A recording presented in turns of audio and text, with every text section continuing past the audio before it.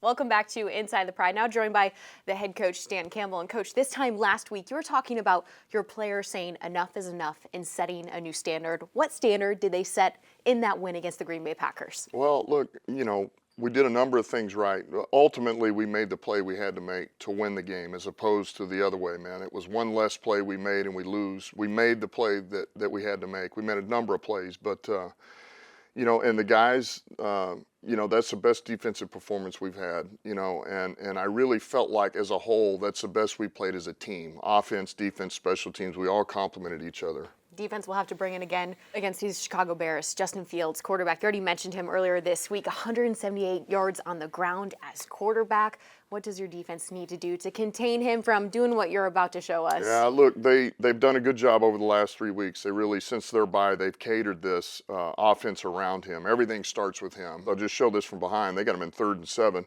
This is where he's doing a lot of damage. You got what you want.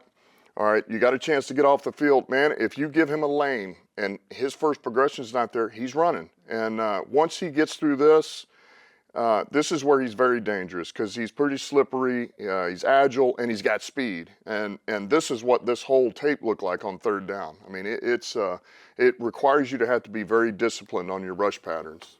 Of course, we know the Chicago Bears like to run it. In that receiving core, they bolstered it a little bit. Wide receiver Chase Claypool at the trade deadline. He's getting his legs under him, but Darnell Mooney has been doing it for 3 years for the Bears, and he's making some really impressive catches like you're about to show us. Yeah. What does your secondary need to be on alert for? Yeah, well, look, I think it still goes back to what we did last week. We got to challenge these guys. And Mooney, you're right, he's got a pretty extensive route tree here.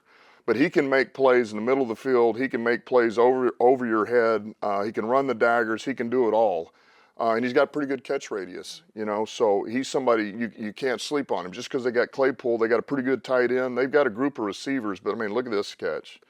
That's a hell of a catch. But I think ultimately you got to attack him at the line of scrimmage. Defensively for the Bears, it feels weird not talking about Roquan Smith or Robert Quinn, so you have to talk about Pro Bowl safety Eddie Jackson. Leads a team in interceptions. What does your pass game need to be on alert for? Well, I think it says a lot with all the good players that have been there that aren't there anymore. He's the one holdover, and so I think that says a lot about how they feel about him and what he brings to this defense.